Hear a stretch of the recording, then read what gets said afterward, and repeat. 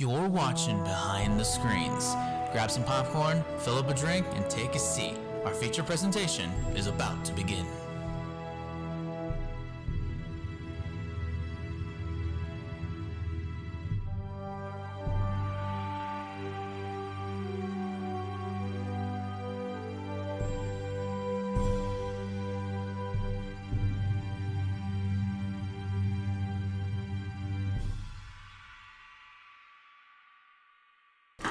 Good morning, good afternoon, good evening, whatever time zone you may be listening, and welcome to another amazing episode of Behind the Screens. I'm Chris Chason, and joined as always is my co-host and best friend, Mike Lickowed. Mike, how you doing today, my friend? Doing very well today, Chris, and I'm very happy to be here on episode 3 of Behind the Screens for some more talking about television. Yep, we're doing television again, and, well, might as well follow what we did the first episode around.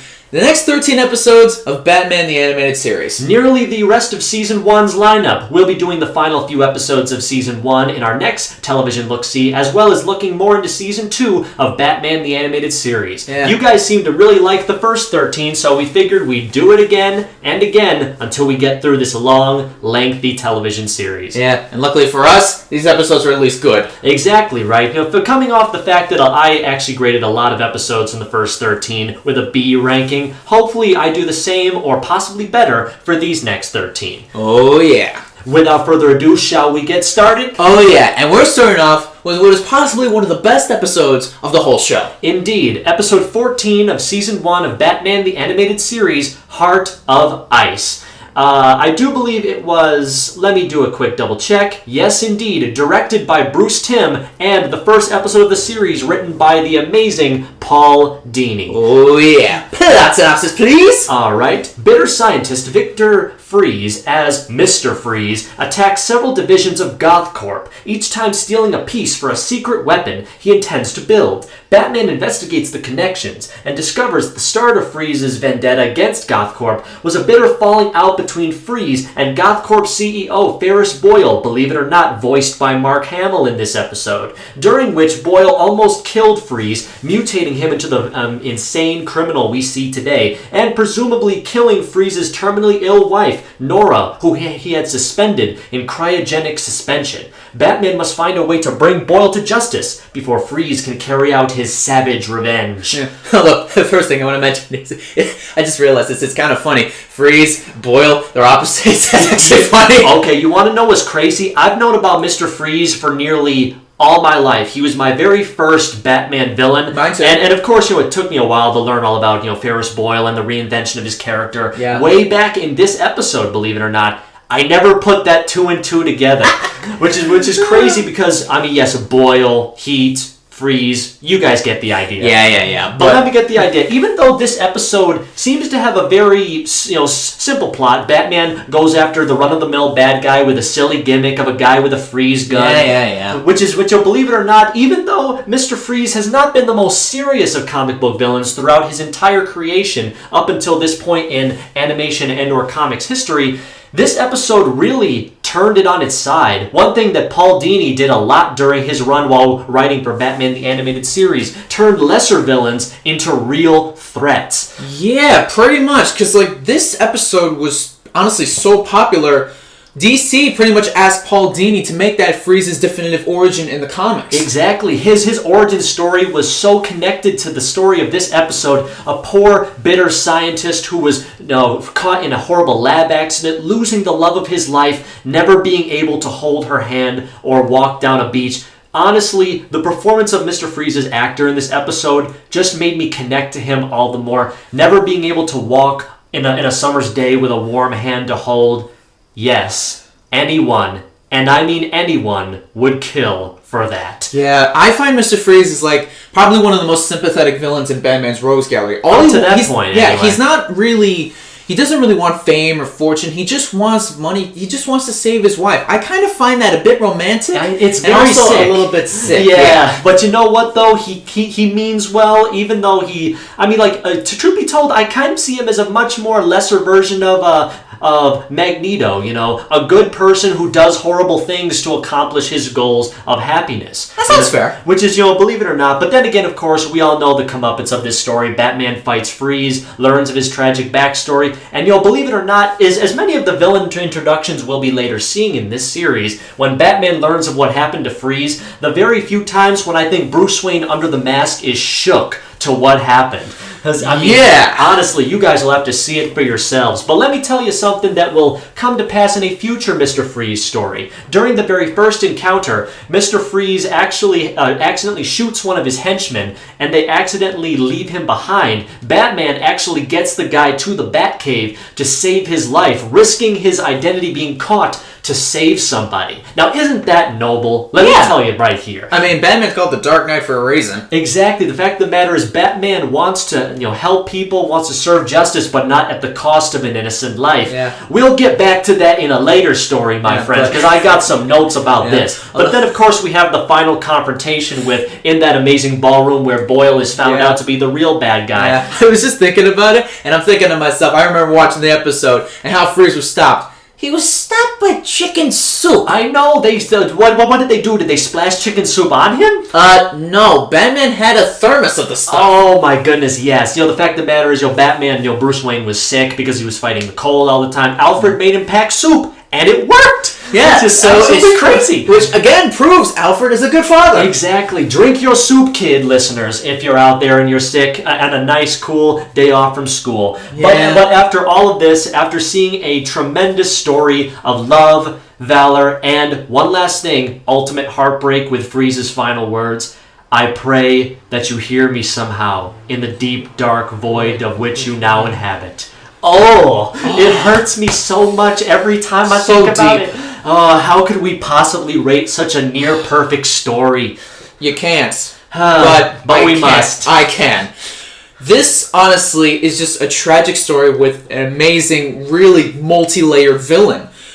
This is my highest grade so far, and honestly, this is a bit early, but this is my personal favorite episode of Batman the Animated Series. The character's amazing, so the animation still holds up even to today, and the story itself is just really deep, and you really get to understand Freeze as a character right in his first debut, and it's perfect. Indeed. So all in all, I have to give Heart of Ice the highest grade so far for me, a 9.5 out of 10. My word, my friends. Well, let me tell you folks, I've been gushing about this episode ever since I first heard about it / saw it many years ago. Mr. Freeze, as I said, was my very first Batman villain way back when I was 4 years old watching the old shows with my dad. I never really took him all that seriously, just a guy in a suit stealing precious jewels.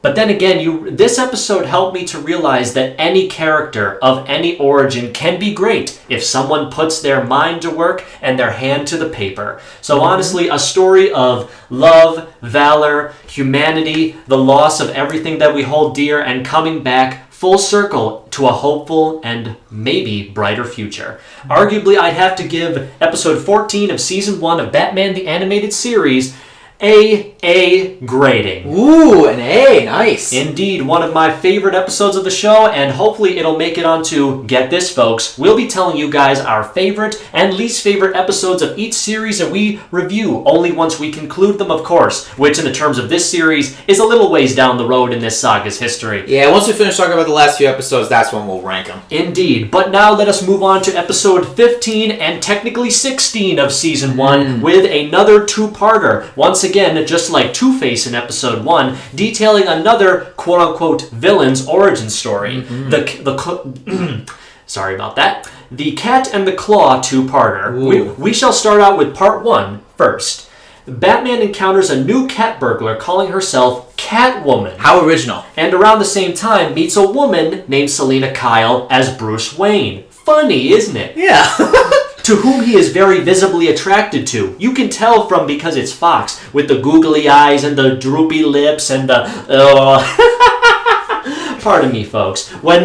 When Selina runs into trouble with a terrorist group known as the Red Claw, who want the mountain lion sanctuary she was trying to protect, she decides to take matters into her own hands and investigate. Don't you mean her own claws? You know what? That's very true. They should have put down her claws in these notes. But you know what? We'll be talking about part 1 first. let me tell you this. Obviously, Selina Kyle's design is very much focused on Michelle Pfeiffer from Batman Returns. Yeah. With that, supulous hourglass figure with the green eyes and blonde hair. Yes, the strikingly blonde hair. It goes very well against her gray costume, let me tell you that much. Yeah, I guess. I mean, honestly, the story is pretty okay-ish, but it definitely gets better over time as we get to understanding more and more about this version of Selina Kyle, her role in all this, her uniqueness, honestly. The fact that matters that we open the first episode with her stealing something. She has an adorable cat, by the way. Her cat, what's her name, Iris? Yeah, actually. Yeah, that's it. Because I love her cat so darn much. Every single time we see it in the background, it's always doing something unique and enjoyable, and we can immediately tell Batman is smitten with her right off the bat. It's like, she's the first costume or gimmick person in the city that's not blowing things up. I'm gonna go follow her. Yeah, but I mean, as reasons. But actually, before I get into my discussions of this episode, there's a little fun fact. I don't think even you know about this. Okay, but I like the Cat in the Claw 2-parter.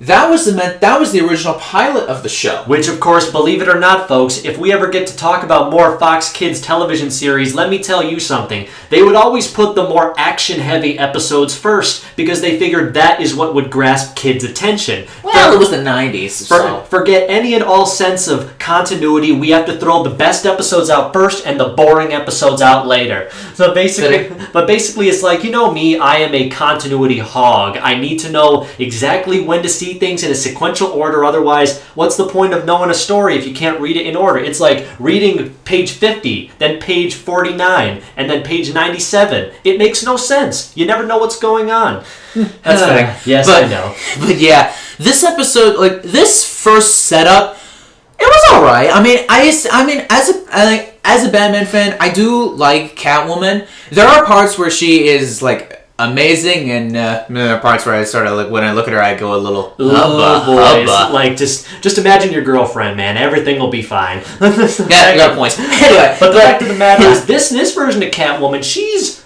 honestly a very strong female character for the early 90s, which is something I really adored about her very much. How strong she was, her convictions about protecting those mountain lions. Yeah. And I think that's what Bruce Wayne picked up on her as well. The fact is how she never took no for an answer, always stood her ground. There's one thing about Bruce Wayne. He loves his strong females, my friend. No matter where Wonder Woman explains a lot. Oh, but we'll get to that in a later segment. But yeah, it shows that Catwoman is strong, except her purposes are kind of wrong because she has to steal the stuff in order to make the money to support it. But exactly. It's complicated. You know what? That's exactly what I love about Catwoman and Batman's dichotomy that we'll pick up in the second half of this two-parter. But before we give a rating on this one and go to the second half of the story, how about that villain, though? Red Claw. Yeah, you may go ahead.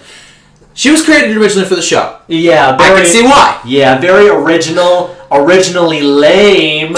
Okay, to be fair, not that lame. She's not Sewer King lame, at least. No, not from the first episode bad. Just a little bit better than that. Very cliche 90s design with the red jumpsuit, with the cat claw scratch on the side, with the very shoulderless shirt, with that very foreign-esque accent that was found in a lot of villains back then. But her motivation, it's weak, but it's there. She wants to blow up the Mountain Lion Sanctuary, but is there a reason? I'm pretty sure that there's a reason later on. Basically, it's like she's a terrorist. That's pretty much all we're knowing about her, and that's all we ever know about her is that she's a terrorist, wants to blow stuff up. Early 90s villain cliche motivation. I call that one-dimensional. Yeah, she's a one-dimensional villain, but she's supposed to contrast with the fact that, so we're meeting another Batman villain who is a woman? Let's meet an actual threat who is also a woman. Let me tell you, I bet anything they put way more thought in establishing Selina Kyle than they ever did giving thought to this woman. Yep.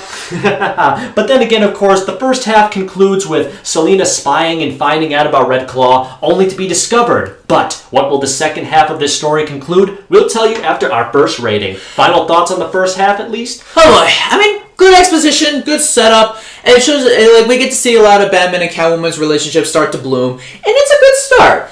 But it honestly really could have been way better. Way better, yeah. Not the worst thing I've seen in the world, but again, it could be there. So at best, I have to give part one 8 out of 10. 8 out of 10? Very fair rating, my friend. Okay, so personally, having Selina Kyle as one of my 17 favorite Batman villains, and trust me, I've had 17 favorite villains ever since I was 8 years old. So let me tell you, I've been in love with her style, her fightingness, all of her portrayals from animated to live action ever since I was 4, maybe somewhere between 4 and 8 years old. This series shows her at some of her absolute best. Cunning, intelligent, very, very flexible, but also very strong-willed, and an excellent sidebar character for Batman to bounce off of. But I can only assume that the danger she's about to be put in will be worth all of the setup and talking it took to get there. So basically, I'd have to give The Cat and the Claw Part 1 a solid B letter grading. Not bad. Yeah.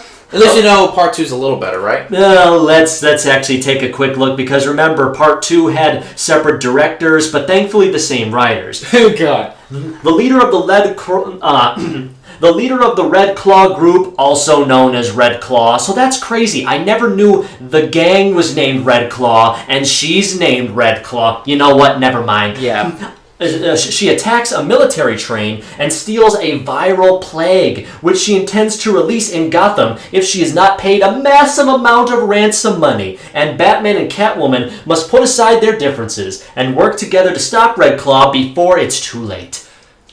Okay. That's basically all the second part is. Red Claw steals a viral thing to infect Gotham City with a plague, and Batman and Catwoman got to work together to stop her. The police are complete useless. Even the military is useless. It's almost like an animated version of a Michael Bay movie. That's crazy, right? But my question is, when you read that plot synopsis, I feel like I've seen this plot before.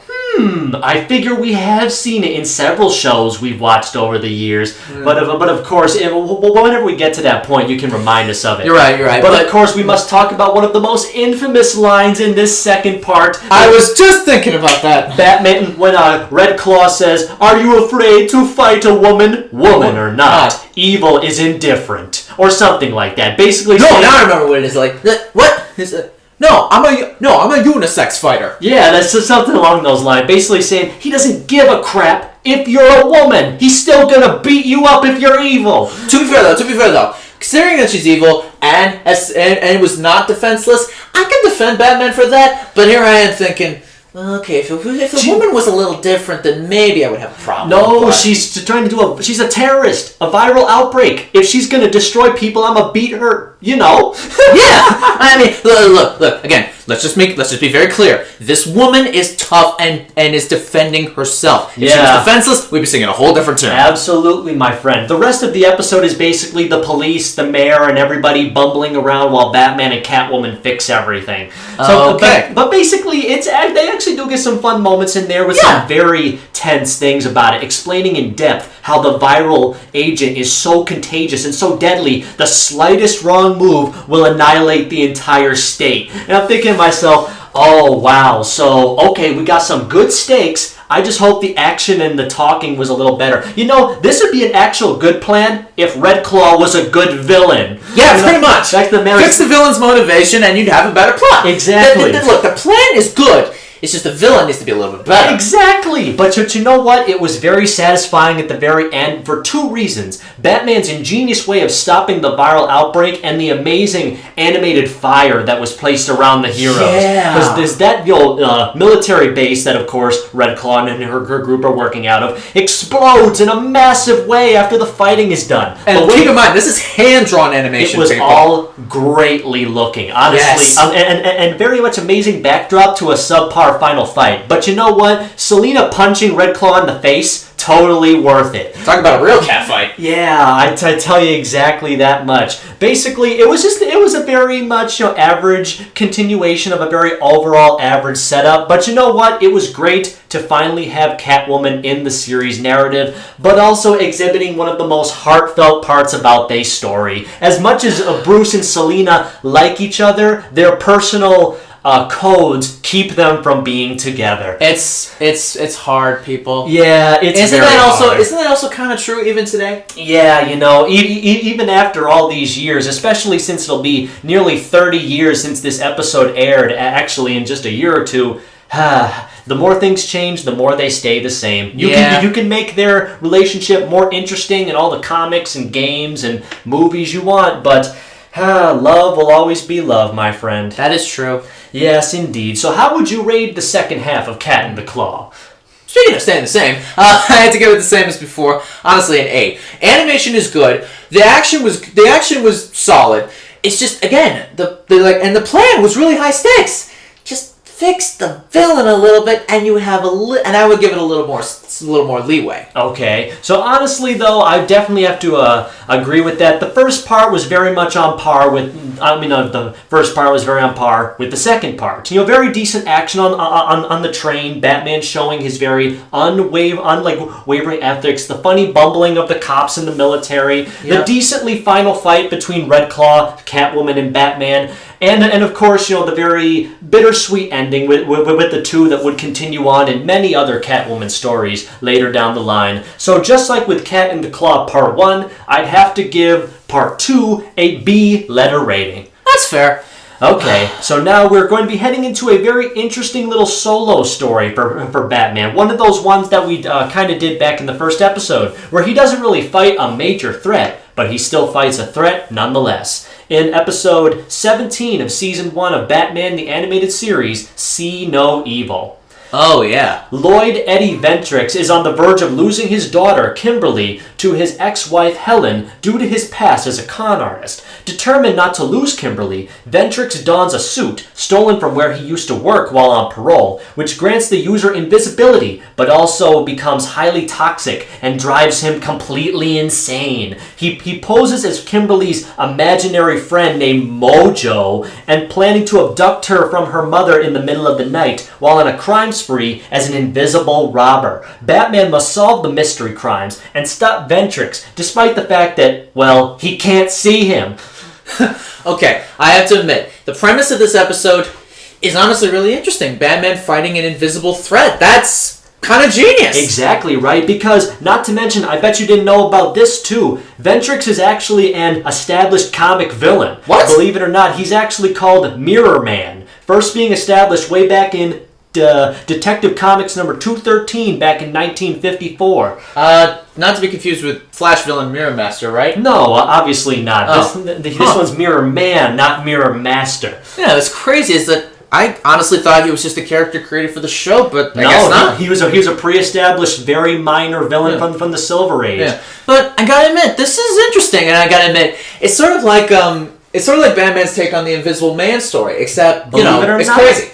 Oh my goodness, right. I mean, the fact of the matter is the mystery plot is honestly not the worst thing constructed about it. Like we see like Ventrix's plight. He's a con artist whose wife left him when he went to prison. He comes back, steals more money to win her back, but not even money and jewels will be able to sway her broken heart. You got that right. And she realizes, if I can't win your love, I'll take our daughter for myself.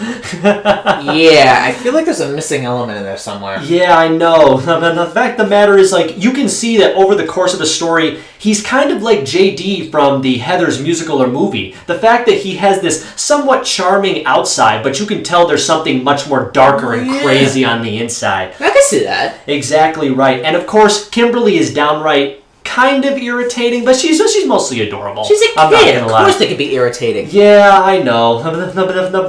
The fact of the matter is, kids in television shows are not always good for me. It's always a roll of the dice. Sometimes they'll be engaging and enjoyable. Other times they'll just be an irritating annoyance, if you get my drift right there. That's fair. Basically, how would you think of Batman's fighting techniques that he used against Ventress in this, with all those invisible sequences where Batman's not sure where to hit this guy or where he's even coming from? Well, Batman's trying to... Well, I think I want to put it as like... how should I put this? Like, maybe... how should I put it? Like, I don't know. Like, he's trying to fight something he can't see. And it's so instead of just using his fists He's got to use his brain to think about, so if I was invisible, what would I do to expose myself? And then punch. He's just thinking Batman thinks, and the punches come out of nowhere. Like, you can see him using different things like spraying stuff on the floor or in the air, or looking down at wet concrete to see his footprints. Yeah. You can honestly see how Batman is puzzled, but also really spooked about all this. But then again, it also invokes one of the most terrifying things about a mother's life. What if you kiss your daughter goodnight, and then in the morning the window's open and she's not there? Ooh, that would rock someone to their core. Exactly, right? Like, I can feel the fear and tension in the mother's voice as she realizes, oh no, my crazy ex-husband has stolen our daughter away. And, like, that scene when he tries to trick her into getting into his car with him. Like, I mean, I know that he's her dad, but seriously, that's crazy. Like, especially like when she starts resisting. Yeah. You could tell that he's like, okay, if I have to do something violent to get her to come with me, I've reached that breaking point. But thankfully, Batman stops him before it gets to that point. And let's be honest, an episode like this would never fly today, would it? Well, I mean, not in many shows, but I would hopefully on some streaming service site shows we'd be able to get away with that, such as HBO Max. Not sponsored, by the way. No, we're not trying to be sponsored. But you could be, folks. We're open. Okay. Quit the shameless plugs. But anyway, folks, the final battle of this episode takes place on a massive car chase throughout Gotham City, which is honestly the best part. With honestly Batman trying to stop an invisible driver from getting away, and it's really interestingly funny. Like, the fact of the matter is, this episode is really interestingly put together, quite humorous when it wants to be, but it's also tonally deaf. It's sometimes really funny, but also really dark and disturbing when you think about it. But of course, it wraps up very much nicely. Batman defeats Ventrix and saves his wife and daughter. Batman is watching over Kimberly one last time as the episode ends when she says, "Oh, nothing, Mommy, just talking to Batman." That is really cute. I like that. That's too funny. I know, right? But actually, believe it or not, you will never believe which actress portrayed Kimberly when she was only about 10 or 12 years old. I need to ask who? Elizabeth Moss. Amazingly, Critics' Choice Award, two Golden Globe Awards, 2 Primetime Emmy Award-winning actress. Believe it or not, get this, she's the main character of The Handmaid's Tale on Hulu. Get out of here! Yep, the actress who plays that little girl would go up to be in one of the best Hulu shows of all time. Yeah, that's amazing. Which is crazy, right? Yes. Okay, so basically, after hearing all of that, Batman fighting a guy who's gone crazy with invisible powers, saving kidnapped little girls, invisible car chases, an amazing murder mystery throughout the whole city. What do you have to say about that?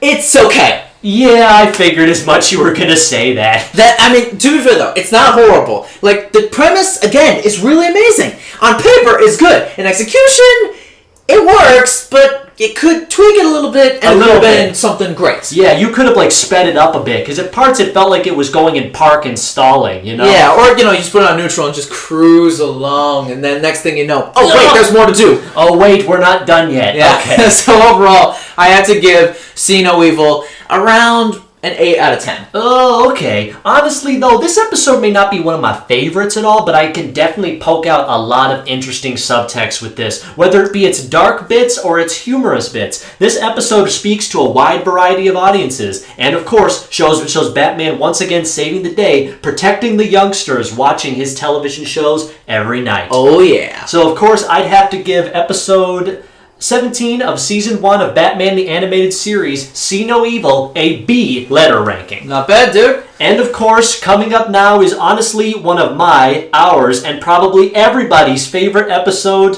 of Batman the Animated Series, one of them anyway. Episode 18, Beware the Grey Ghost. Oh, this episode is awesome! Simon Trent, an actor best known for his past role as the Grey Ghost, is on the verge of bankruptcy thanks to his declining career. To save himself, he sells off all of his Grey Ghost merchandise. Immediately afterwards, a series of bombings related to the old show begin to occur. Batman, having himself been inspired partly by the show to become the crime figure he is now known today, goes to Trent for help, and they team up to put an end to the crimes and also revives Trent's career in the process. Yeah, so but before we get into the specifics episode, can we mention that we got a legend voicing the Grey Ghost? Indeed, one of the biggest and best guest stars that Batman the Animated Series ever had took part in this story. The Grey Ghost, Simon Trent, is voiced by none other than the original, popular, mainstream Batman live-action name, Mr. TV's Adam West. Yes, Adam West is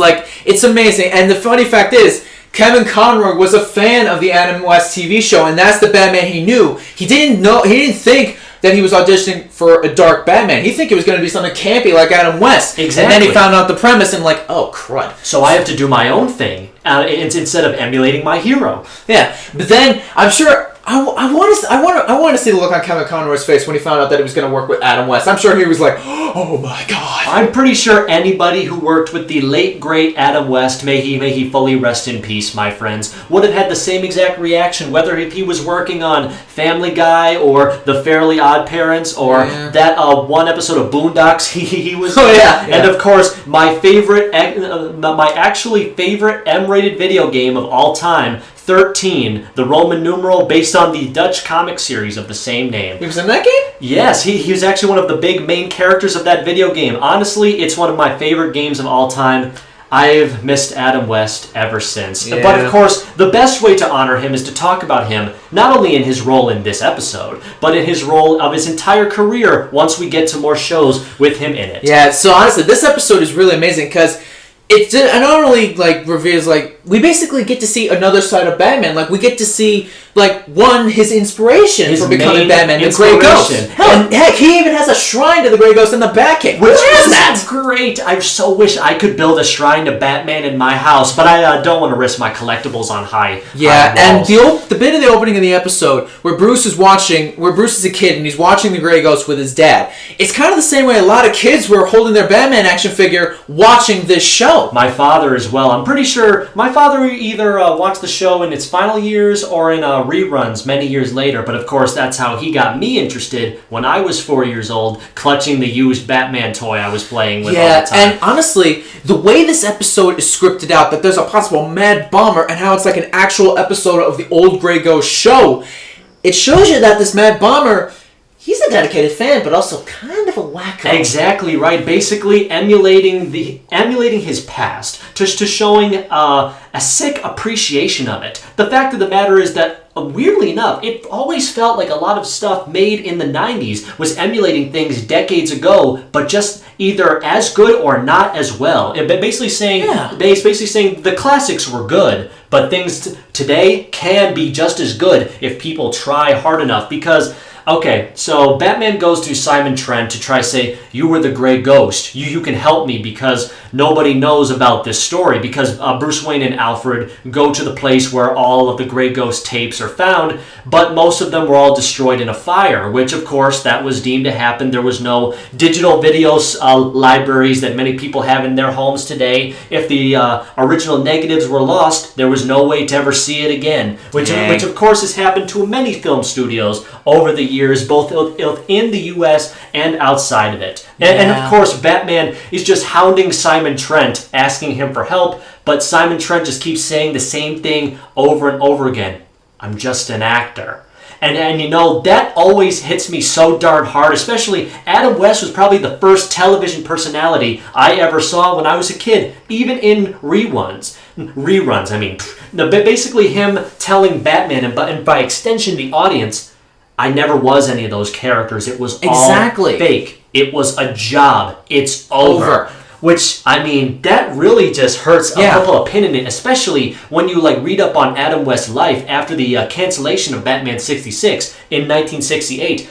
Basically, he was typecast as the playful costume superhero of Batman, not being able to get real roles for decades after that. That is true, which is... it's crazy, and it kind of also applies to some actors of today. I mean, technically, yes, we possibly... I may not have talked about this in our last week's segment talking about 2008's Iron Man, but now that Robert Downey Jr. is no longer playing the the man with the arc reactor in his chest, or whatever they used to call Iron Man back then, I worry that that's all he's going to be remembered for. You know? I mean, the only other good role he had was Sherlock. That was fun. Sherlock was good. Another good movie that I can't think of right now, but we'll get to it. I actually believe it was called Believer, but of course I could be wrong. Yeah. The point is, Simon Trent emulates Adam West's life. The attitude that he had about working in the television and film industry. How nobody wanted him because they didn't consider him a real actor. Kiddie stuff that never mattered. But then, of course, it showed that he could play other roles. He was dedicated. He was very committed to doing whatever it took. And to everybody else for a long, long time, it just wasn't enough. Yeah. But after enough coercing, just like getting Adam West to be Simon Trent in this episode,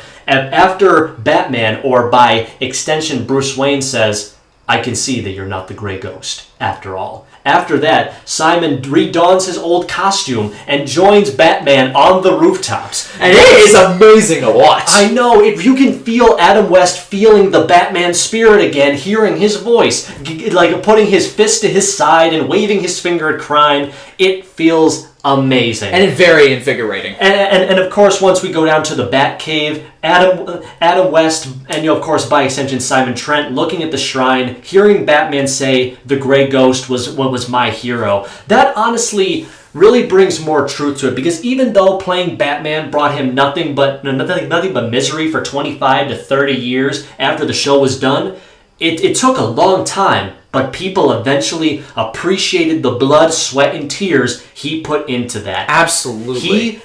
He suffered so Arrow and The Flash could rule television today. And kind of dip in quality around a couple seasons later. But of course, we'll get to dissing the CW eventually. I'm not entirely whatever. Okay, but of course, we can't fully get to the final focus of this episode without talking about the final third and the villain. You want to take care of that? Yeah, the final third is honestly the best part of the episode, because it's one of the best, we get to see a recreation of the old Grey Ghost episode, and it turns out that the only thing causing Gotham City trouble and referencing the Grey Ghost is a crazed fan. Exactly. The guy who Simon Trent sold his merchandise to. A lonely old toy store owner. Which is absolutely nuts, because when Simon goes after him with Batman so far behind, the guy's speech, I honestly didn't see it as comic books. That's one of the realest villain monologues I've ever heard. Yeah. Because basically he loves toys. He really loves toys. And you know what toys eat?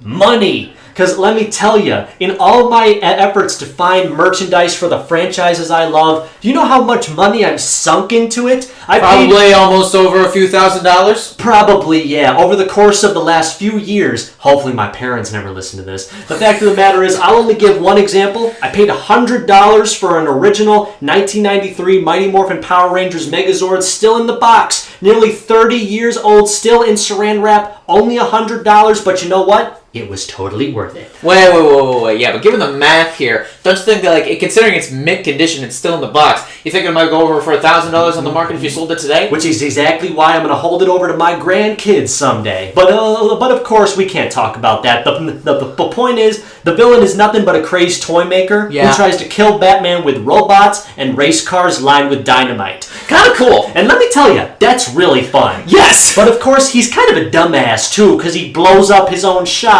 at the end of the fight. And it's Batman's smarts, really, not his stupidity. Yeah, I guess. But then again, when you have flammable things around very flammable objects, you should have known this was going to happen eventually. Yeah, pretty much. And of course, him screaming to the heavens, "My beautiful toys! No!" It's so sad. He's so pathetic. I don't even want to arrest him. Maybe even apathetic. Yeah, but of course, the ending, the big cherry on top of this delicious sundae, my friends. Basically, after this, Bruce Wayne put in a good word for Simon Trent, got his entire Grey Ghost series put onto digital video discs. That's what they called DVDs back in 92. Or laser discs. And basically got him to do autograph signings, got him a little more cash, and hopefully it'll get him a few more roles in the coming future. And of course, Bruce Wayne coming to get his own autograph signed box set, and emulating the same words that the Grey Ghost heard Batman say, "You know, the Grey Ghost was my hero." Really?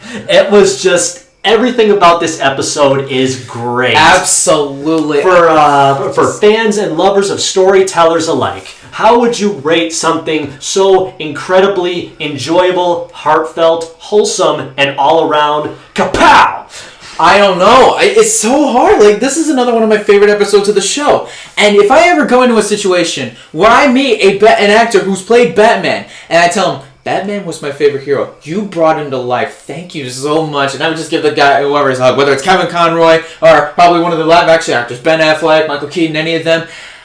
This episode wants me to fulfill that dream. Exactly. So at best, I have to give Beware the Grey Ghost an astonishing 9 out of 10. Beautiful, my friend. I really don't mean to brag, folks, but I did actually get a signed portrait from Batman the Animated Series from Kevin Conroy himself just a few days ago. So believe it or not, when I tell you when I rewatched this episode, I now know exactly how Bruce felt receiving something personalized from a hero of his, continuing on what he's left behind. Even though, of course, Kevin Conroy's years away from, unfortunately, leaving us. Please don't say that. I want to make every single second he still has on here proud with not only my acting career, but all of those that I inspire with my current career, my side hobbies, everything I do. All helped to be started by that great man. Yeah. So basically, this episode is a testimonial to anyone who has ever loved anything as a child and worked to carry on their legacy many years later.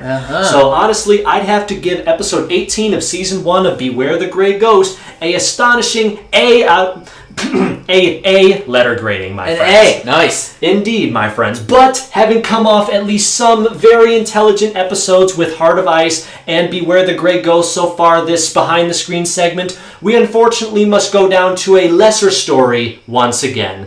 We have to go to episode 19 of season 1 of Batman the Animated Series, Prophecy of Doom. Batman investigates a cult called the Brotherhood. The Brotherhood of what? Not mutants. Founded by the mystic Nostromos. After hearing about a number of stories from his colleagues about his ability to, get this, predict the future. How original. Batman finds out that Nostromos is actually a con artist who was rigging near-fatal accidents to gain the confidence of Gotham's upper-class citizens, and he must expose this ruse before it is too late. Oh, God. Folks, I'm not sure if you can hear this, but Chris looked like he about to explode like Mount something or other. You better tell us how you feel to let it out. This episode is ridiculous. Yeah. Just ridiculous. In very much so. But to elaborate? On paper, it works. It's fine on paper. paper. Because, I mean, to be fair though, like a plot to rob the rich. That's fair, but just the way it's executed, like the Brotherhood, how generic. Nostromos, is that supposed to be a play on Nostradamus? I'm pretty sure, yeah.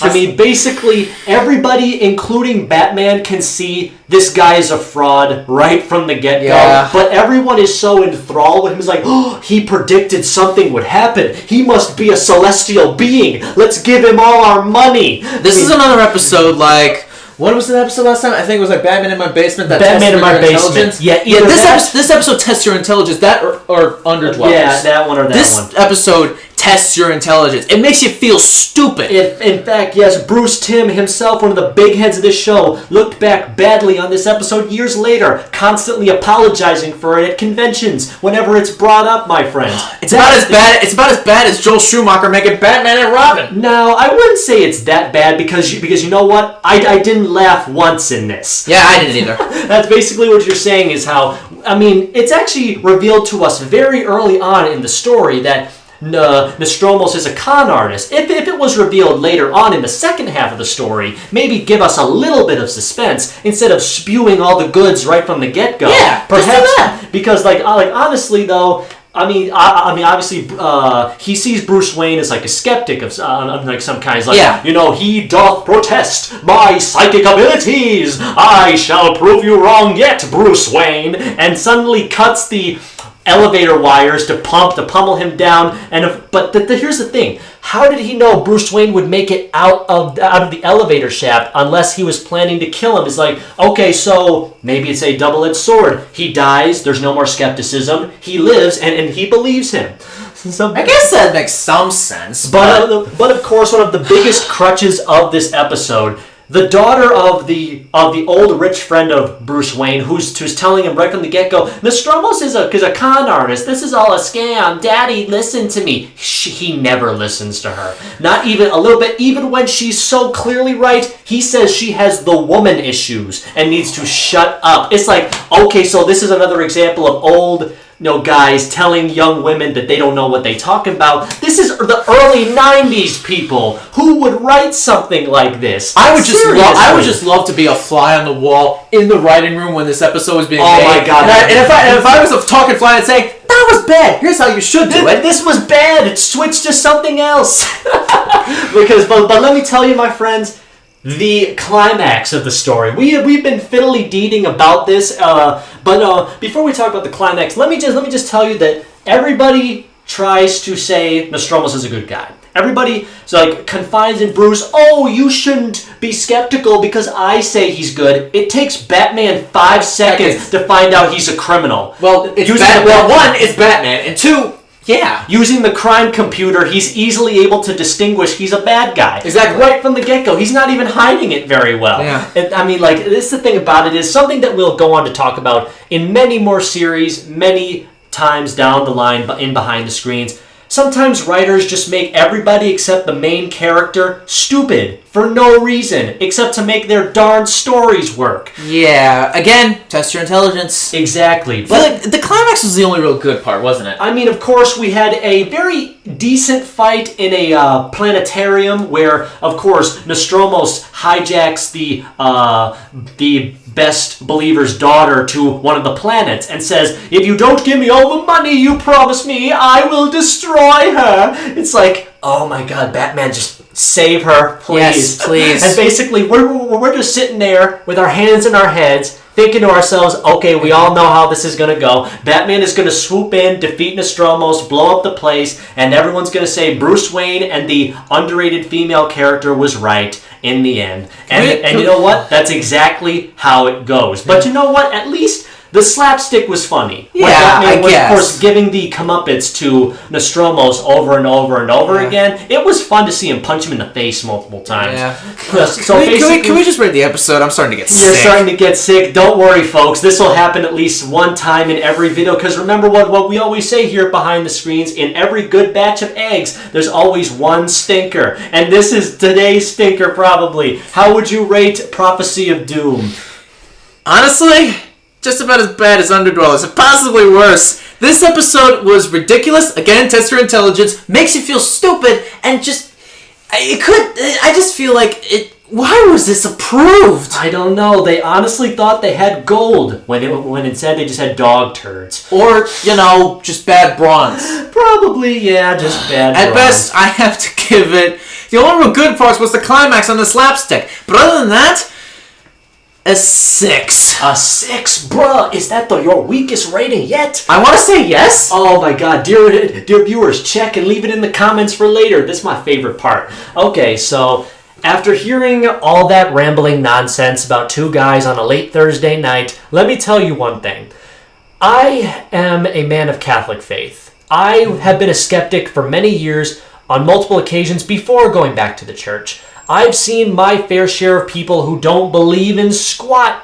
But take this from my friends. Don't be like the upper class rich people of Gotham City. Don't tell people that they're wrong just because they don't believe what you do. And just trust your own instincts. If you don't think that something's right, do what these guys do and try to fix it yourselves. But then again, of course, this whole concept was flawed from the get-go. Just a con artist falsely predicting the future, Batman having to go and save everybody else because they made the mistake, which is exactly what I always used to say about a lot of things. Without superheroes in cities, everything just falls apart. Yep. But basically, we'd have to give this very lackluster chapter in an otherwise critically acclaimed series. Prophecy of Doom receives a C from me. Wow. Yes, definitely one of the weakest chapters thus far, but I do believe for the rest of this evening, my friends, we're enjoying for some really great stuff, beginning with episode 20 of Batman the Animated Series, Season 1, The Feat of Clay two-parter, which technically leaps over into episode 21, so we'll cover them both at the same time. Finally, something good. Before I start things off, of course, you won't believe who actually contributed to the scripting of this two-parter. Believe it or not, this episode was fully story conceptually and partly written by Marv Wolfman. What? Yes, believe it or not, he actually wrote part one and came up for the story for both parts, but did not write the second part. Interesting. Which is honestly crazy. For those of you who are unaware of who Marv Wolfman is, he was honestly the man who resurgent the characters of the Teen Titans way back in 1980 for a total of about 16 years from 1980 to 1996 before the amazingness of the 2003 series came along. He's kind of the reason you love the 2003 Titans so much. Exactly. Thank him for a lot of your Cartoon Network childhood memories. But enough about that. Let us dig into the first half of the Feat of Clay two-parter. Bruce Wayne is framed for the attempted murder of Mr. Lucius Fox. And this is actually Lucius Fox's very first story in Batman the Animated Series. You may remember him as Morgan Freeman from the Christopher Nolan trilogy, The Most of All. He's basically like Batman's tech guy. You know, basically, in some stories, he's the guy who provides Bruce Wayne with a bunch of technology, sometimes because he knows he's Batman, other times because he's just a really great employee. You know what I'm saying? Yeah. But anyway, the real perpetrator is an actor and master of disguise named Matt Hagen, who was disfigured in a car accident years ago. In order to keep his fame, he secretly started working for a massive pharmacy conglomerate guy named Roland Daggett, who provides him with a monthly supply of an addictive face cream known as Renew You, a pun on the Renew You, because renewal of face. Get it, my friends? Yeah, very funny. That using this, he can temporarily reshape his face back to normal. And who wants to take what Wayne... Because apparently Roland Daggett also wants to take Wayne Enterprises over for marketing expansion. For botching the murder due to Batman's interference, Hagen's supply is cut off, and when he breaks into Daggett's lab to get more, he pays the price dearly when Daggett's men drench his face in the formula and force him to swallow liters of it in order to avoid drowning. Ugh. Meanwhile, Bruce Wayne is arrested and taken into custody, charged with the assault and attempted murder of Fox. So basically, that's a pretty intense first part for a story like this. You got that right. I mean, the fake out that Bruce is the bad guy? What? I mean, honestly, if you didn't know the kind of villain that this guy is, we'll tell you in the we'll basically tell you in the second part of this little two-part story. But basically, this whole story starts out very darn well with supposedly Bruce Wayne attempting to harm one of his closest and best employees, one of his family's biggest friends. It's crazy. Bruce Wayne would do nothing of the sort. Yeah, exactly. And of course, this episode also establishes a couple things. Like, it introduces another major crime boss, Roland Daggett. Exactly. This guy is a prick, let me tell you that. Yeah, Daggett and Thorne are basically totally different. Exactly. Daggett is just... What is this guy? He's basically like the upstanding jerk. Basically, like, Daggett is like one of those kind of upstanding citizens that you know is an ass, but you know that you can't do anything about it. Thorne, though, Thorne's the kind of guy that will at least make you laugh before he shoots you in the head. Yeah, that's fun.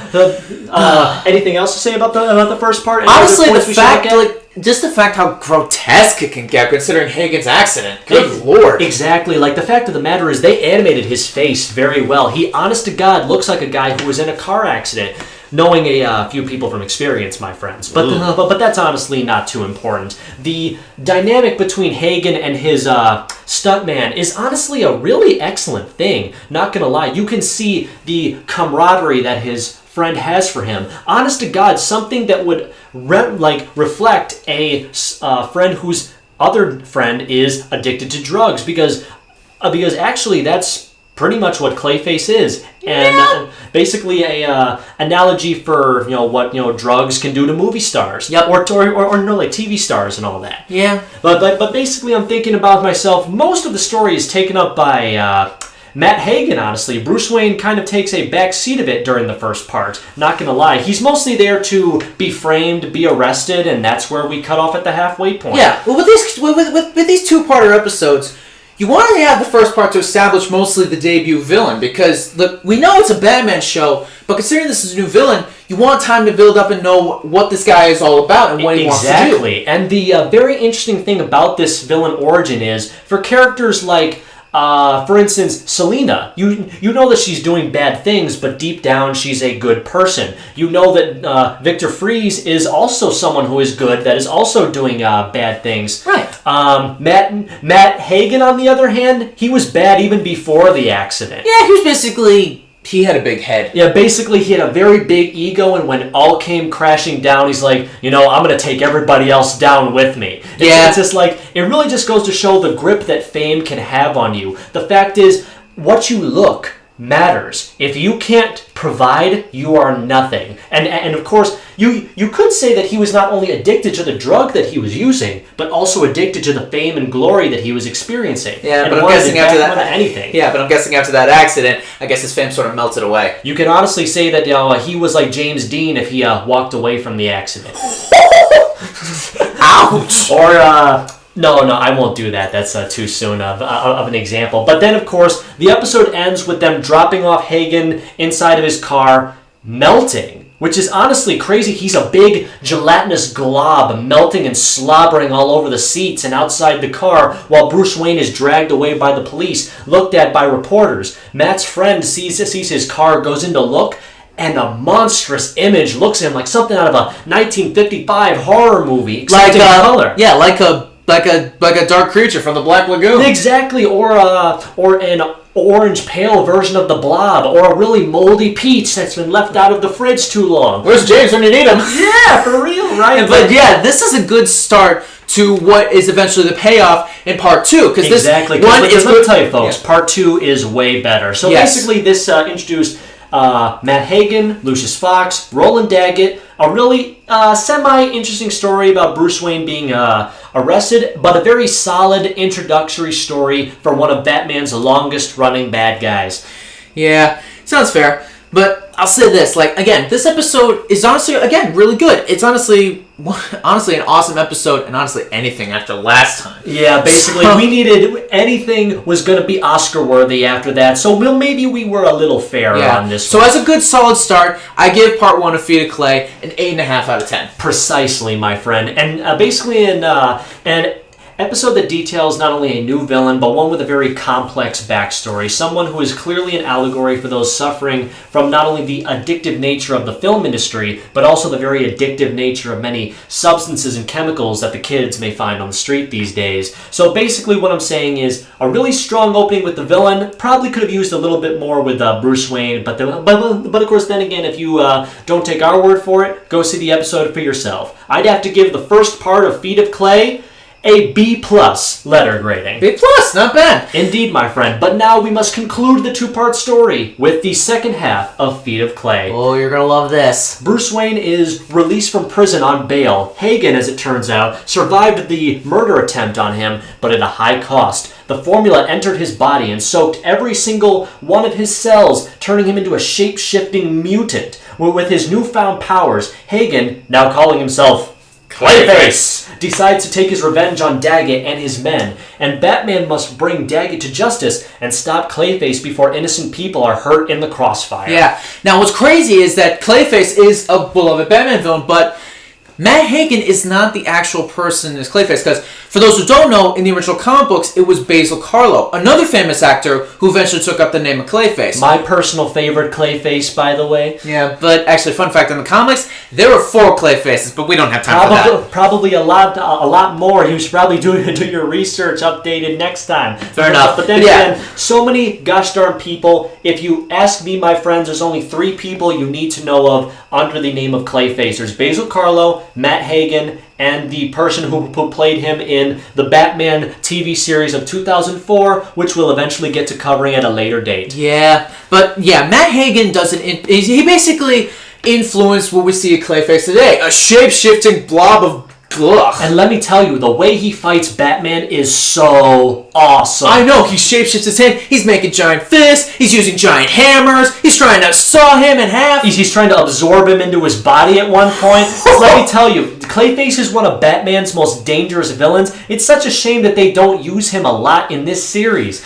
Yeah, especially for the fact Batman has a lot to go up against this giant mud ball. Exactly, but let me tell you about this. Like, this episode has one of the funniest moments of all the Batman the Animated Series episodes. Roland Daggett's assistant is told to go do something or other. Take out Matt Hagen in the hospital, I believe. But this guy is a major germaphobe. He refuses to touch anything unless it's been sanitized. But of course, Batman corners him in the very dangerous substances closet and threatens to drop off the bubonic plague on his head unless he's told what to do. And this is the moment, my friends, where I found myself realizing, as terrifying as Batman is, he is extremely funny. I mean, there is nothing funnier than someone in a cape and a hood threatening somebody with a plague while he's begging for his life and crying, snotting all over himself until Batman just shows it was like a cleaning agent or something.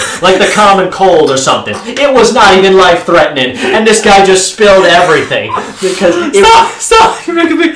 I remember watching this episode for the first time, and that's it happened. I was dying. That was just too funny. It really just goes to show that as brooding as Batman is, you don't need to punch people 20 times to get answers. Sometimes you don't even have to lift a finger. Yeah, it shows you that Batman is resourceful. He can lie to you and make you feel scared, which is absolutely freaking hilarious. But of course, a very ingeniously interesting way, the way Batman defeats Hagen at the end of the episode. Yeah. Roland Daggett goes on live TV to say that his new drug that Matt got addicted to is totally fine. But then, all of a sudden, out of the darkness, we see a wild Karen come up from the audience. And basically how she's throwing shade at everything and saying, oh, this product is dangerous. It's dangerously addictive and causes all these medical problems. And then Roland Daggett's actually, how do you know about that? Because you used it on me. And basically, Clayface is shown to be the fat lady from the audience. Probably the only good time a Karen has ever been used in public. So true. Oh my goodness. And let me tell you, the way that he exacts revenge very much mirrors Mr. Freeze from the start of this episode. Yeah, pretty much. Taking revenge on a corrupt business person who ruined his life. It really goes to show that a lot of Batman villain motifs seem to sometimes mirror big business screws over the little guy a lot. Oh yeah, very much so. But then, of course, the way that Batman defeats Hagen is basically showing him all of his movies at once. Basically showing who he used to be, what he still could be. And it fills his mind with so many different images. His body can't process all these commands at once. He starts sprouting different arms and legs from so many different places. His face starts to melt, and it looks like he has a freaking heart attack. It just drops dead. It seems like... And the line he says before it looks like he's dead, he tells Batman, well, you know how they say the film a day? Too bad I won't get to read the notices. Exactly. And it's so amazingly done. It's like, oh wow, this guy used to be a decent person, but one bad move ruined everything. Yeah, not to mention the fact he's an actor. And yeah. He pulled it off great. Oh my god, he one of the best quote-unquote dying scenes ever in any television I've ever seen. Absolutely. But then, of course, the big shocking twist when the episode ends, Matt Hagen's friend gives him a tearful goodbye as he walks away. He's alive. Basically, it shows that even the tiniest of molecules of Clayface's cellular structure can survive and reform. So it shows that even though Batman was sure that he had seen the last of Matt Hagen, the audience was shown that's not the case. Dramatic irony. As Clayface walks away to return another day in a future installment. Absolutely. So how would we rate this episode? Honestly, Feet of Clay is a very strong two-parter. I'm not gonna lie. Even though it has a lot of subtext in it, good action, a lot of good humoring bits here and there, some very exaggerated characters in the form of Roland Daggett, who we'll be talking a lot more crap about in future episodes, my friends. The way that, Batman maybe takes a sort of a backseat to the plot, even though it's somewhat about Bruce Wayne getting his name cleared. And of course he does. Don't worry about it. Everything's fine once it's revealed that it was a shapeshifter impersonating Bruce Wayne. Mm-hmm. So basically a very strong story that's very impactful, probably more than it had any right to be. So I'll definitely have to give it the thumbs up here. I'd give part 2 of Feet of Clay, just like with the first part, a B+ average. Yeah, same for me. Like, this episode, like, it really picks up where part 1 left off. Do I consider it better than part 1? No. I find it just as good. Because, one, you have an amazing good action, writing is good, and just the humor alone, like that one scene, it's just too funny. But yeah, at best, I had to give Feet of Clay Part 2 the same as Part 1, an 8.5 out of 10. Very good, my friends, and don't worry, just like with Mr. Freeze and all the other villains we've spoken about, we'll be seeing more recurring stories with them. But before we do, time for one of our favorite episodes of the show, to some extent. But of course, a day that would change comic books in recent years forever. Yep. September 11th, 1992, aired the episode 22 of Season 1 of Batman the Animated Series, Joker's Favor. Oh, this episode. Written by Paul Dini in his great style that I know folks will be gushing about it a lot. If you guys have an issue with it, you can tell us after the show. But basically, going into this, here we go. After a man named Charlie Collins curses at the Joker on the freeway for offensive driving, the clown prince of crime corners him and intimidates him into doing a small favor sometime. 2 years pass, and the Joker finally decides how to use Charlie to sneak a bomb into the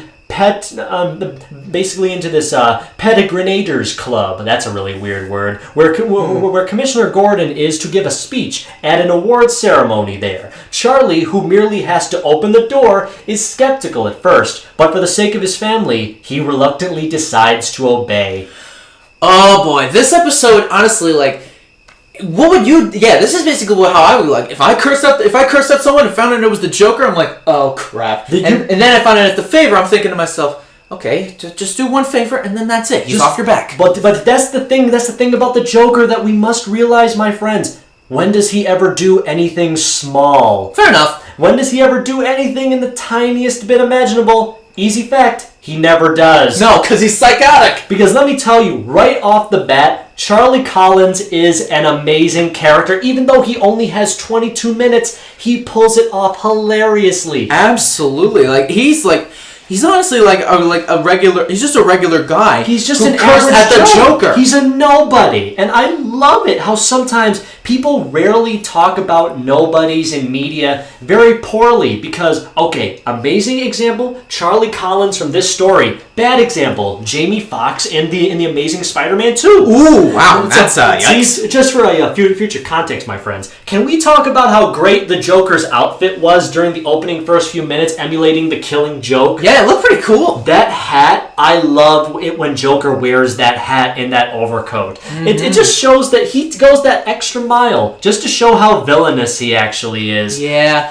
but let's not. Hey, you think we're gonna go with this episode without mentioning her? Who, my good friend? Well, this episode marks the debut of possibly one of the most popular female characters in all of comic books and possibly pop culture today.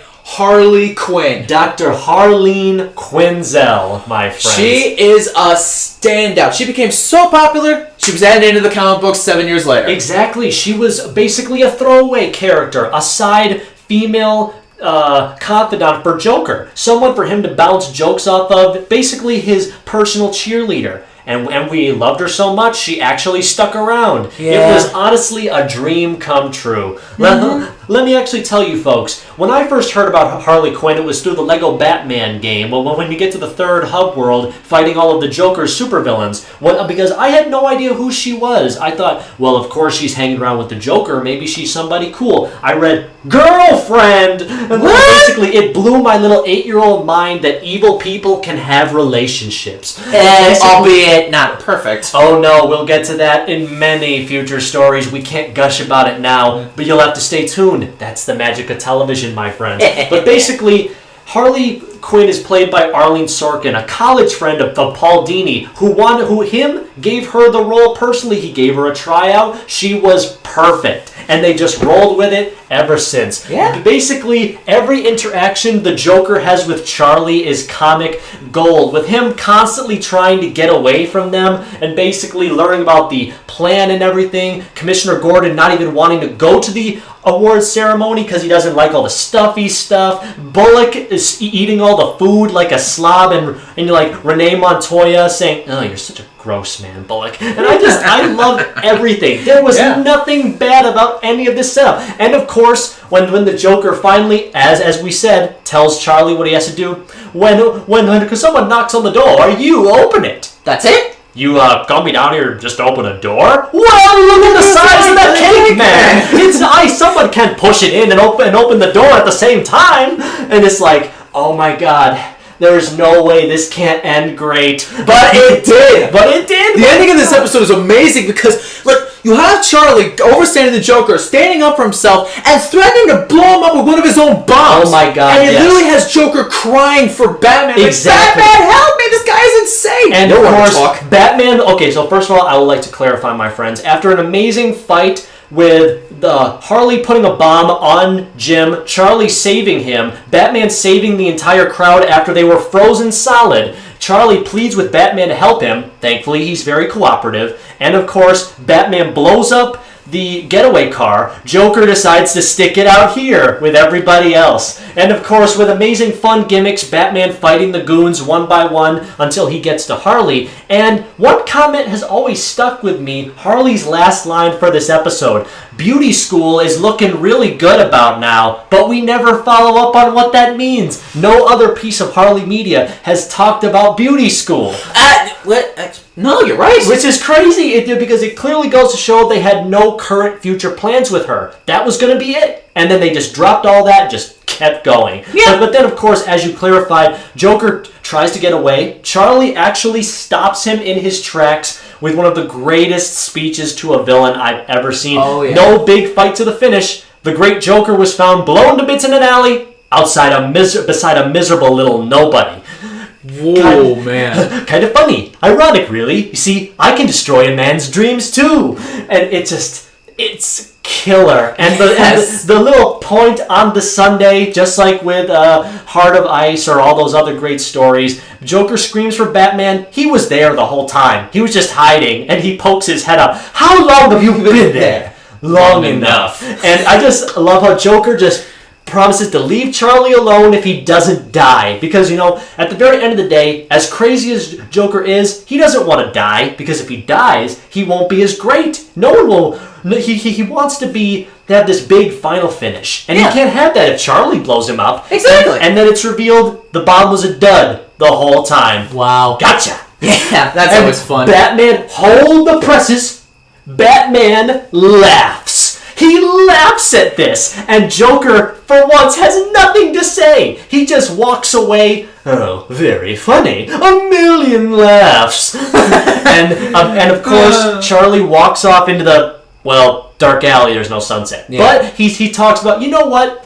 As average as his life is, it's better than being in Gotham City. You got that right. But yeah, how would we rate this episode? Me personally, this is another awesome episode. Like, Joker gets to shine here. Charlie, as a nobody, stands up to this clown. Heck yes. And of course, Harley's debut, always amazing. So ringer ding dinger every time. So to quickly sum it up, I have to best give this episode a 9 out of 10. Very good, my friend. Honestly, as amazing as I think this episode is, and as classic, nostalgic, hand down, cemented in comic book history as it is with the debut of Miss Harleen Quinzel, I don't consider it one of my favorites of this show. Honestly, if of course I was to compile my notes in a future installment of Behind the Screens, maybe I'll change my mind. But as of right now, this is not top class material. This is still great. An episode with a lot of laughs, good slapstick, amazing work from both good and evil, and an average Joe caught in the crossfire, just wanting to eat his wife's goddamn meatloaf. I know. So I'd have to give episode 22 of Batman the Animated Series, Joker's Favor,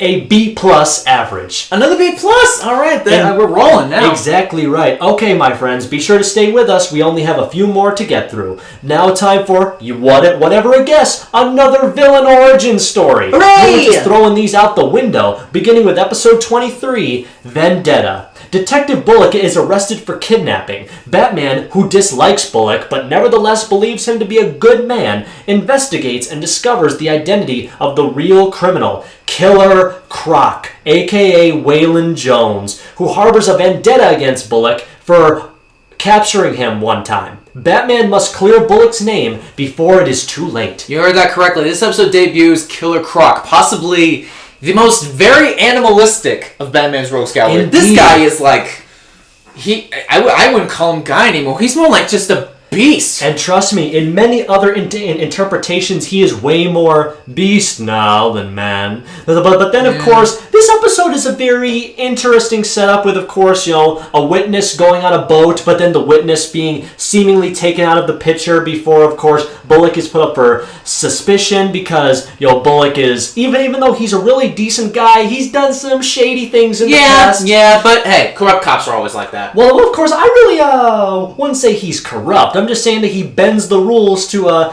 get the job done. Okay, you can bring up a good point. I've done it many times. I used to say rules were made to be broken, my friends. No, don't break them. Fix them. If you smash something, it will never work again. But if you turn the screws fastening it, it works just fine. Yeah. So one of the standouts of this episode is Croc's eventual reveal. Like Oh you my see God, you see the bubbles in the sewer water, and you see him slowly emerge out of the darkness, and you see this giant lizard man. And you're thinking, "Oh my God, where did this guy come from?" I'm actually not a fan of Croc's original design for this series. Yeah, me neither. I know that people are very much keen to him actually looking reptilian and beast-like. I do like that a lot. Yeah. Like, I do like his reptilian scales, his sharp teeth, his lack of eyebrows and eyelashes, the fact that he has all these scales and rah! I just think that he was portrayed better in other shows, outside physically, of course. Yeah, if you look at the show, this version of Croc, he's gray. Gray. Whoever heard of a gray crocodile man? Well, I'm pretty sure if you look up pictures of crocodiles, some of them do portray more gray than green color scheme. True, yeah, but it's just... his design is not the best. It's not the worst, but it's definitely not the best thing that we call on, of Very course. true. But, of course, Croc's plan to frame Bullock for crimes that he didn't technically commit, but he still did some wrongdoing, Batman is put into the position of, do I help this guy who clearly hates my guts, but it's the right thing to do? How very noble. It really does show Batman's good-spirited nature because a lot of people I knew would just let Bullock rot because we probably know he deserves it, ass clown that he is. But you know what? Batman, Bruce Wayne, one of the most noblest souls you've ever met in your entire life. Yeah, absolutely. And then, of course, Batman and Bullock's final fight with Croc towards the end when it's revealed, Croc, you're the one who kidnapped those guys and framed me. That's right, Bat boy. Yeah, the fight between Batman and Croc is really tense. Like Croc is overpowering Batman and almost drowns him. I'm thinking, oh my God, can Batman stop this guy? And eventually he does, but jeez. It's always amazed me Croc's ability to breathe underwater. This guy's human with reptilian abilities. It's always made myself think, well, okay, this guy's a very rare case. Kind of like the skin condition he suffers from. Oh yeah. But of course the wrestling bit, the backstory bit, it's mostly shuffled underneath because when you have skin, claws, and teeth of a crocodile, what else do you need? A tail? Maybe later. Perhaps at a later date, my friends. Yeah. But this was a very good story that was very solid all throughout with a few hiccups of boredom here and there with a very villain design. But nonetheless, Killer Croc's later appearances would make up for all of it. Yeah, absolutely. So how would you rate Vendetta? Honestly, I'm once again just like basically nearly all of the major villains we've talked about on this show. Killer Croc is once again part of my 17 best Batman villains. We've met nearly half of them at this point. We've met Clayface, Mr. Freeze, Poison Ivy, Two-Face. We've met Penguin, Catwoman. Well, of course, we just met Croc now. Joker, Harley. That's 9 of them anyway. Wow, yeah, but yeah, Croc is something. Scarecrow. That makes 10, and I'm pretty sure we'll get to the other 7 at a later date. Yeah. So basically, this is a very good detective story showing Batman's true nobility, Croc's fierceness, and his willingness to brawl his way out of any situation, but also that he's not afraid to think. Keep that in mind, my friends. So this is a very solid story. I'd have to give Vendetta a B letter ranking. All right. That's fair, because I find Croc here all right. Like, I like an interpretation of Killer Croc where he is a monster, but he's not entirely mindless and dumb. Exactly. Other incarnations, he's ravenous for food, but other times he's a reptilian, almost like a mob boss. Exactly. And it works. This incarnation, it works to some degree. And him framing Bullock and Batman going out his way to save a guy he hates, that hates him. It's honestly really noble and really works and shows you that he is a hero deep down. Exactly. Yeah, so honestly, I have to give Vendetta around maybe like an 8 out of 10. Very solid. I can really see that we're mostly on point. Hold on, my friends. It may seem like we agree on a lot of things about this. It's just mostly it's only the show. Once we get to other TV shows, you'll find us arguing way more. Basically, my friends, we have a few more episodes to get through today, so stick with us for episode 24 of season 1 of Batman the Animated Series, Fear of Victory. Well, this one's pretty good. The second appearance of Dr. Jonathan Crane, a.k.a. the Scarecrow, who we have not seen since episode 3, but it's also the return of another character we haven't seen in a long time, Dick Grayson, which, believe it or not, we have not seen Robin since episode 2. It's been 22 stories since we've seen him. How crazy is that? Yeah. Okay, Please? Okay. The Scarecrow invents a fear chemical that is activated purely by adrenaline. Then he uses it to affect the outcome of athletic events. Whenever a single person becomes agitated, the fear chemical kicks in, turning his excitement into fear. The Scarecrow bets against the sports stars teams as part of his criminal scheme to scare up some quick money. Batman and Robin must foil his plan before someone is seriously hurt, or worse, a career is ruined. Yeah. Now, this story, unlike For Chance to Dream, this episode is honestly really cool. Like, the concept is interesting. The fact that it's not just toxins, it's actual chemical that's physical on paper that affects your mind. Exactly. It's psychosis. He spreads it through telegrams, if you can still believe people received telegrams back in 1992. Yeah, this was honestly an interesting story. I get Scarecrow's motivation with the greed and the money. That's the thing, he's not doing anything major like blowing up the dang city. He just wants $100 bills. Who doesn't? That's a very small thing for someone of Mr. Crane's intelligence. Yeah, but again, this episode was really good. And also, it kind of delves into Robin's fears, too, because he's exposed to the chemical, and he starts getting a little bit of vertigo, and his fear of heights kicks in. Exactly. And it's hard to watch. Because, mind you, the Scarecrow is targeting Dick Grayson's roommate, which is a big sports star for is it the Gotham City Knights? I think that's their name. Yeah, one of the worst sports teams in the DC universe. Oh, they're not that bad. I'm pretty sure aren't they supposed to be making fun of how some bad New York sports teams are, like the Mets? Maybe. Yeah, careful. probably. Sorry, Mets fans. I'm not sorry. But then again, we have to think about this. Dick Grayson is accidentally exposed to the chemical on the telegram that his roommate was supposed to get. And of course, as Robin and Batman as superheroes, their adrenaline is always pumping. Always doing something. Always running somewhere. Always running, fighting, kicking. Robin can't do any of that. No. The single spike in excitement causes him to freak out and have a massive panic attack. And you know what? Even though it was purposefully intended to by the drug, it's honestly a very relatable situation. Very, yes. If you put anybody else on the high tension wires or walking above a big ravine in the Batcave, I'd be scared too. I wouldn't want to walk across that if you put my life on it. But of course, one of the very nicest things about it is when Dick references his life in the circus. He grew up, he learned to walk on the high rise, but now he can't do it. But of course, Batman's always there to put his hand on his shoulder, help him through his problems, no matter what it is. Absolutely. Like, the moral of this episode is overcoming your fears will achieve you real victory. Exactly. That's why it's called Fear. Is it Fear of Victory? Yep. Yeah, that's exactly what it is. This is something that we've been missing from a lot of Batman stories going on so far in this series. Robin is used so little in the first half that every time he is there, it makes the experience all the better. Because let me tell you, if Dick Grayson wasn't there, this story wouldn't nearly be as good. Yeah, then we would just get another For Chance to Dream again. Pretty much, yeah. So basically, we would have to think about this. The ending of the episode has Batman and Robin going to the sports game to try to stop Scarecrow at the source by, of course, switching out the telegram. And of course it does work, but then we lead to a somewhat anticlimactic fight scene.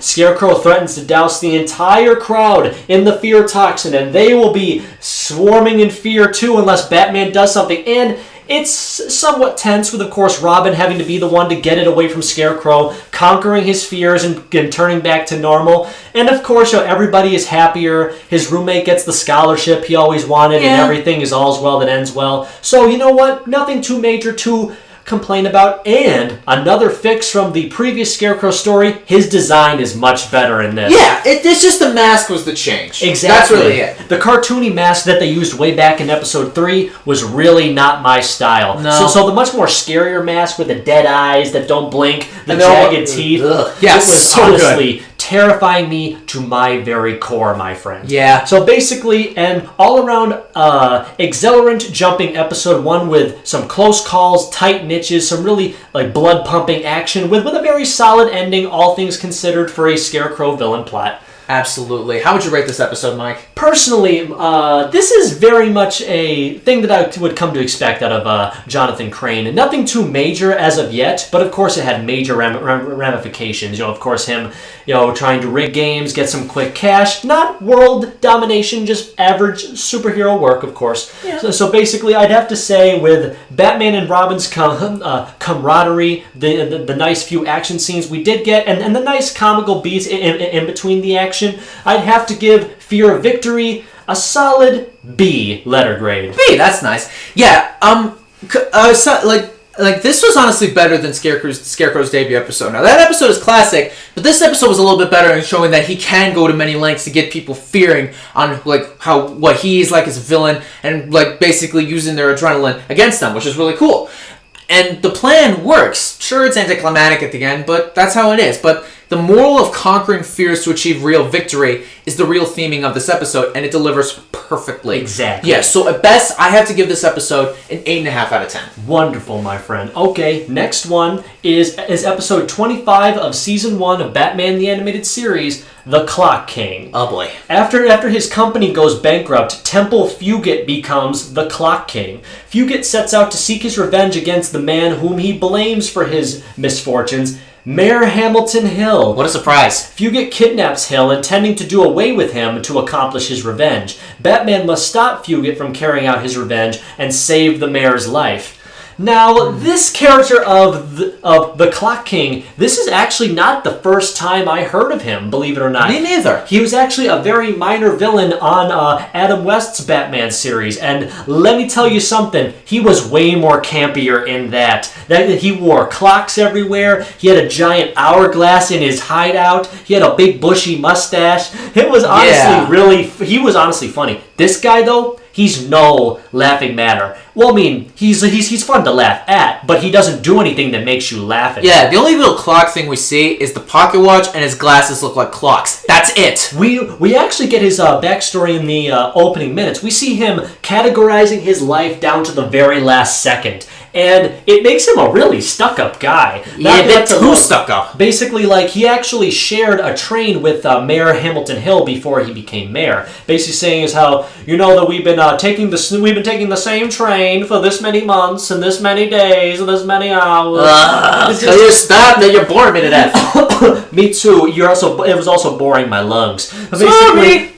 Mayor Hamilton Hill tells him to take an extended lunch break, something he has never done in his entire life, and of course it blows away everybody he's working with. His secretary nearly faints when he says, "I'll put that in the thermos." Oh, it was so funny. Because the mayor's that's the thing about it. The Clock King of the 60s was trying to make you laugh with how silly he is. This guy's not trying to make you laugh. He expects you to take him seriously. I can't!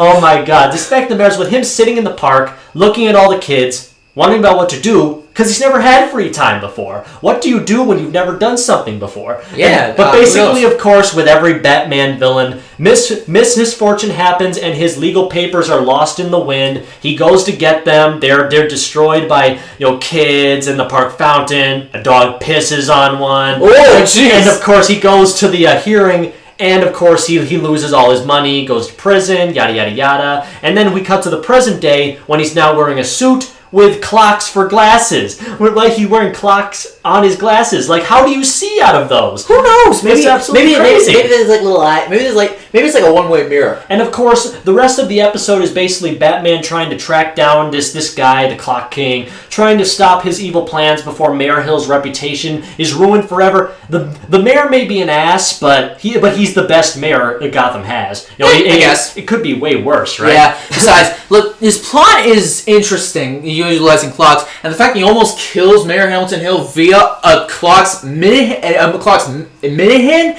That's something. I mean, honestly, it's a very creative thing, but then again, you could probably guess with a villain motif like this that clocks would be involved in the final plot, of course. We see him constantly degrade Mayor Hill's things by messing up with the traffic lights and making trains late. It honestly makes it really sad to say, your candidacy for mayor must really suck if you can't stop a guy with a frickin' clock hand as a cane. I know. Look at this man right here. Yeah, trying to be all like that. Honestly, this episode was at best average. But even including the final fight in the clock tower with the very tense thing of the mayor almost getting crushed by the hands. That was the only good part. And then, of course, Batman fighting him inside the inner workings right when everything falls down and you think, oh no, he's dead. The whole clock tower is collapsing. And then, of course, one thing, of course, I definitely really enjoyed about this is the final minutes. When everything is said and done, Mayor Hill is safe. Commissioner Gordon and Batman do one of their trademark meetings in the shadows to wrap everything up. It's broad daylight, and Batman is still hiding in the shadows. Yeah. This is amazingly funny. Clever! Because, of course, you think that, of course, he survived. Probably. And of course, we know he did. Duh. Eventually, he'll be back and we'll talk about future Clock King stories at a later date. More of the exploits of the vengefulness of Temple Fugit. But this one was average-ish with a few humps in the road. Yeah, the only real good part was honestly the opening and the ending third with the clock. The middle part was the one you didn't like the most. It would just drag. It just dragged on. It's like, oh god. I mean, the plot's there, but it could have been way better. Exactly. It's like, it was alive. It's dead. It's alive. It's dead. No. Okay. Well, how would you rate the Clock King? Well, considering how average I think it is with the, it's basically like a giant U, where the top parts, like the beginning and the end, are the best parts, then it just sags down in the middle. So at best, I have to give this episode, around a 7.5 out of 10. You give it a 7? Oh, and a half. Jeez, okay. Honestly, I would say that this episode was just entertaining enough to get a solid rating out of me. The villain was, unintentionally humorous, I would say, honestly. That's one way to put it. The Batman exchanges with him and fighting, Mayor Hill always messing up all the time, the townspeople being angry. This was a very average story that had its ups and downs. Not too much else to talk about it otherwise. But and of course, anything that we did not cover, we'll cover in future Clock King looks at. But for right now, my friends, I would give episode 25 of Batman the Animated Series Season 1, The Clock King, a B letter grading. A B? Really? Yeah, I'd honestly give it a B. Okay, that's fine. No lie about it. And at long last, my friends, we've come to the final home stretch of this, our third episode of Behind the Screens, the last episode of Batman the Animated Series we'll be talking about tonight. Episode 26 of Season 1, Appointment in Crime Alley. Ooh, this is a good one. With the help of anarchists, Roland Daggett plans to destroy Crime Alley and use the land to expand his business empire. Batman must stop Daggett's men and also save a captured Dr. Leslie Tompkins, who helped a young Bruce Wayne cope with the loss of his parents when he was only a child. Yeah, so the fun fact about this episode, this is based on a story from the comics called There Is No Hope in Crime Alley, which is from Detective Comics number 457 in March of 1976, written by the great Dennis O'Neil. Amazing talent there. Yeah, but the thing about this episode, it's really interesting because, again, this is another episode where we peel back Bruce's character, what he was, what happened to him after his parents died. Exactly. And we also get the debut of Dr. Leslie Tompkins, a friend of his parents, and Leslie is just she's like a real mother figure for Bruce. I know. If if Alfred was his father figure, Leslie was no doubt his mother figure. Heck, in a later episode, Leslie patches Bruce up after an accident. I know, she is a saint, honestly. I absolutely adore everything that Miss Leslie Tompkins is in, no matter what incarnation it may be. The story about her always looking after the denizens of Crime Alley, about how the rich are getting richer and the poor are getting poorer. But there'll always be good-natured souls to help out those in need. Absolutely. And of course, she's kidnapped by the anarchists and placed down in the building. They don't want to cause her any trouble. It's just business. Yeah, that's how Daggett is. Exactly. Unfortunately. And of course, Batman is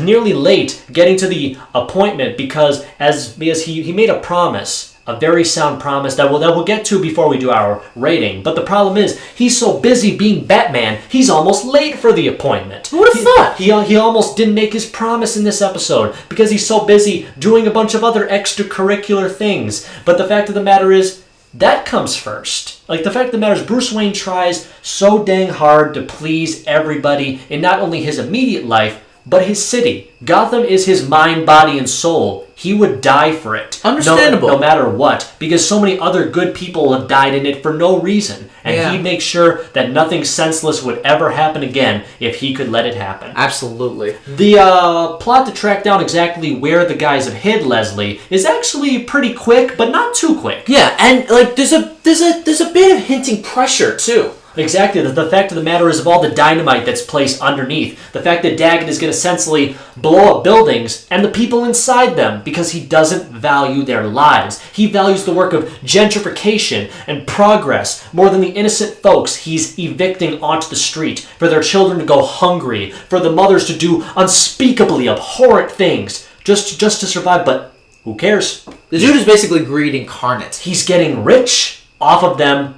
Does he not remind you? It just came to my mind just now on live television. He reminds me of Norman Osborn. Yes, it's weird. He looks like Norman Osborn. He does, which is weird with the crinkly face and the red hair. Yeah, I know. What? Which is okay, but of course that's something we'll get into in future things. But basically, Batman does what he does best. He saves Leslie. He saves the residents. He saves a bunch of the property, but not all of the property. No. So basically, even after Batman's most intense, rigorous fighting style, you can't save everything. And in the very end, no matter how hard you try, and just looking in Batman's face, he wanted to beat the ever-loving crap out of Daggett when everything was done. Yeah. And to deal out every dish of damage he'd done to these poor people. But Leslie manages to calm him down. He will get justice, not this kind of justice, because it isn't right. Another reason why Leslie has proven to be a mother figure for Bruce. Exactly. You can tell how he wants to ignore her, but he can't because he loves her so darn much.